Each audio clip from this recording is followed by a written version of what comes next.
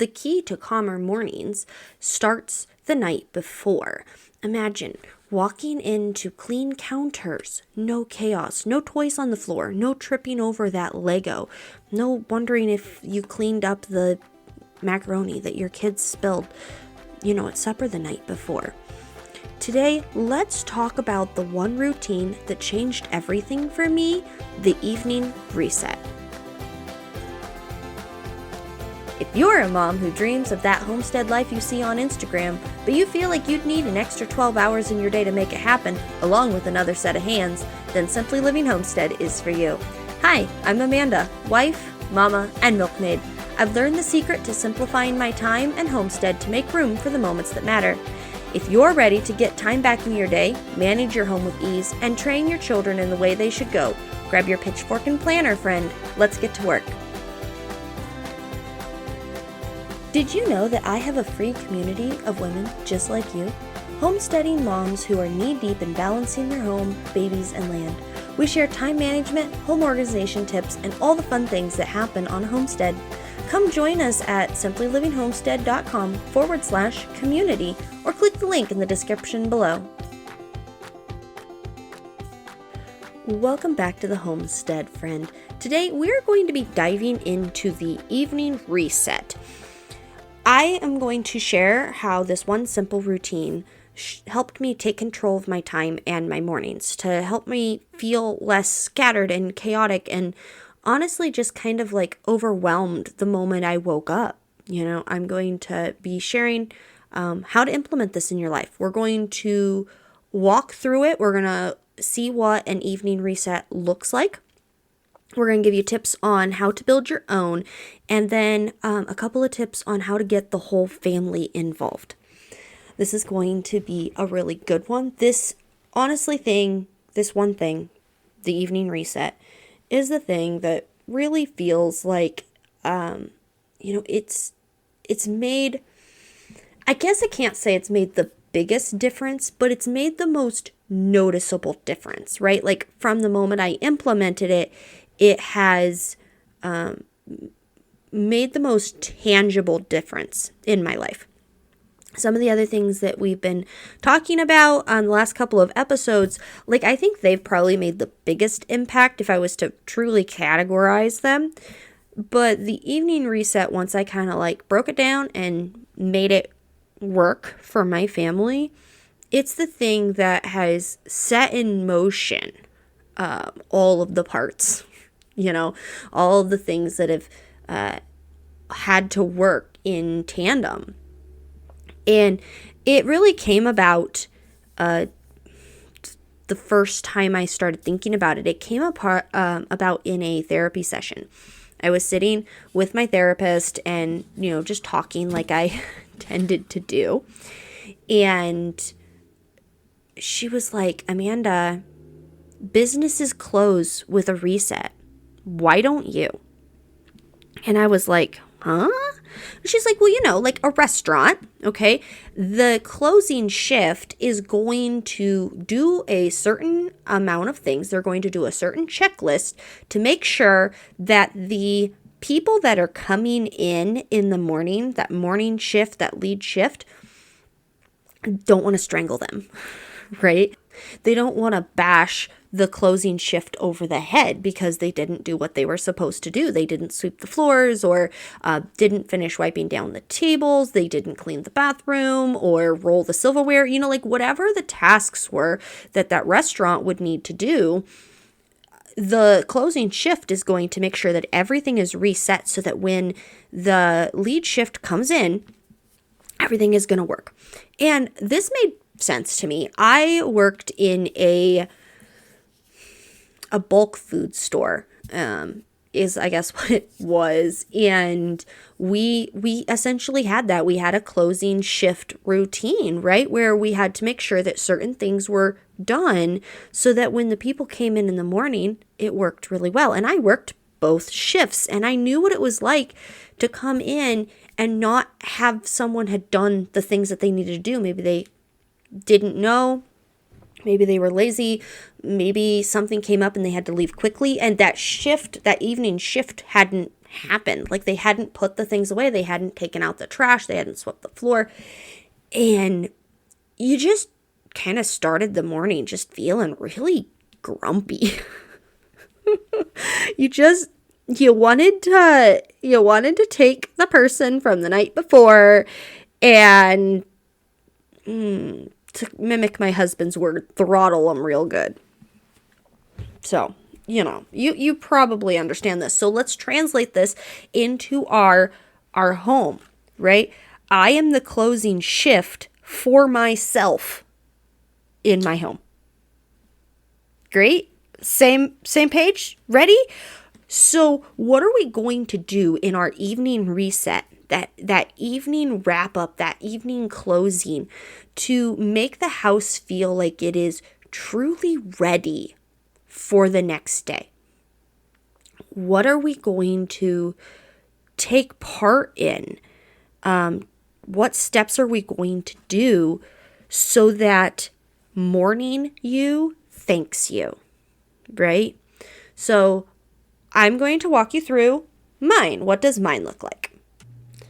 I have mine pulled up here in front of me. I'm going to read down through it, what it looks like. I did originally just have this list kind of written out with words on our command center whiteboard. And I've actually since went on Canva and designed a really cute one with pictures that Emerson can follow. Because I think it's really important that he's involved in this process too. And we'll talk about that a little bit more at the end. But so my 8 tasks, I have 8. And these were just what I came up with. Like, what do I need to do so that I feel good in the morning? So I have 8. You can probably have any number that you want. I've heard some really good ones in some of the groups that I'm in. Some really good ideas. So here are my 8. We have tidy the entryway. This entails and has a picture of shoes on my cute little printable here. It has a picture of shoes. It is the mat in front of the door. Our entryway opens directly into the dining room, and so it's really important that that gets picked up and the shoes get put on the shelf and all the things. So it's picking up shoes, it's making sure that the rug is straight, it's making sure that there isn't anything piled at the front door, because that's a tendency for us to, anything that needs to change locations from that main area of the home kind of gets piled there. So the tidy entryway task is just like really taking care of that. Okay, great. So tidy the entryway. Then we have dishwasher. My goal when I make supper is to have started loading the dishwasher and have washed the big pans. It doesn't always happen, but that's the goal. And so dishwasher is just taking everything from supper and we put away the food, the leftovers, and we load the dishwasher and we just make sure that the kitchen is reset and like the kitchen looks nice. Then we have pick up toys. Emerson likes to play in the living room. The living room kind of explodes a lot of times. And so picking up the toys that have migrated into the dining room or into the living room that's spread out all over the place, like we just pick up all of the toys. And then in that same vein, I have blankets. And I have that one because he tends to, the couches kind of melt. You have these cute like blankets and on the edges and they just kind of melt off. Anyway, so I have that on the list too. It's basically the same area, but it's very different in a child's head. So I have them listed separately so I can go, did you pick up all your toys? Great. Did you pick up all the blankets and the pillows? And they're like 2 separate tasks. Okay. Then we have laundry. So every night, our laundry routine is that we go into where the laundry is being kept, and as in the dirty laundry is being kept, and we look and see who has the most laundry that needs to be done, and it gets started. And the reason we're doing it this way right now is because we have very small children, a small child, and it's just Jonathan and me and Emerson. And like Emerson is not capable of doing his own laundry. Jonathan does a lot of his own. But we kind of like tag team and just kind of do it together. So we start a load of laundry, make sure that the dryer is running if there was something still in the washer, and that the washer is most definitely running. So we do a load of laundry, and then we sweep the floors. And I have a lot of hard floors, and so I just run the broom over everything and get, anything that was off on the floor off. And I have a little tiny vacuum. It cost about $20. I think, like, it was at Walmart. It has a handle to make it like the height for an adult, but Emerson loves this thing. He wanted a play vacuum, and so that's what we got for him. So we then, but we was like, well, you might as well actually use a vacuum and pick up something. So that's what we did. So he'll oftentimes sweep the carpets, or if I kind of see the carpet need done, we'll add that on just during the sweep. And then I have two that get checked every night. Like, I kind of make a mental note of it, but it generally only happens once or twice a week. And that is taking out the trash and watering plants. So taking out the trash, if Emerson wants something to do, or we're kind of working on other things and he needs another task, I'll tell him to go check some of the smaller trash bins that are in each of the rooms. And he can bring it and dump it into a big one. But a lot of times we're doing that on actually Sunday night because our trash goes out Monday. So that's just something we kind of have planned into our week. But it's on my list as a reminder that, hey, this needs to be taken care of. And then watering the plants. The plants are all set up in the entryway, and so it's a really easy, just like, it's on the list, so it's reminding me that my poor plants need something to drink. Because a lot of times I don't realize that they need something to drink until they are showing visible signs of distress. My poor plants. So, how do we translate this to you? Understand that the reset closes the day to prepare for the next. So we can set it up in our routine fashion where we need an anchor to what is that thing that cues you to start that routine. What is your anchor action? And your anchor action is going to kind of signal in your brain after you've gotten used to this that, hey, this is the thing that you're supposed to start partaking in. For us, it is me standing up from supper. When I stand up from supper, I take control of the situation and start delegating. I would love to get into the habit of turning on music immediately and just like really just turn on music, make sure the lights are in a capacity that it starts telling our brains to like wind down for the evening. So maybe walking around and turning on all of the lamp lights and stop using the overhead lights, or lighting some candles or something. Kind of depends on what your family feels right. Like right now, we're running with the big lights on because that's how we run. I would love to get to the place that I'm doing what I'm telling you right now, turning on some music or, whatever kind of feels right to you to like set the tone that, okay, everybody is pitching in, everybody is going to pick a job, go do a job. And if you have lots of kids, you can actually set up it with a routine where they have to do the same job several nights in a row. Like maybe once or twice a week, you're switching who's doing what. If that helps avoid the chaos, do that. There's things you're going to have to do if you got more than one kid. And that's fine, right? Teamwork. So we pick our action item and then we just start into it. And generally it only takes us, we're kind of good at it now. It takes us 15 to 30 minutes, kind of depending on if we got it the night before. So honestly, right now, we're still not perfect at it. Duh. And you're not going to be either for quite a while, and that's fine. Sometimes we miss it. Sometimes we have something happening and we kind of do a pared down version of this where we just do a couple of things. And when we do that, then the next night we have to catch up on it. But when we're doing it every night or almost every night, our house is almost never getting cluttered in those main living areas because everything has a home, everything goes back to where it's supposed to be, and we just do this evening tidy, this evening reset to reset the home.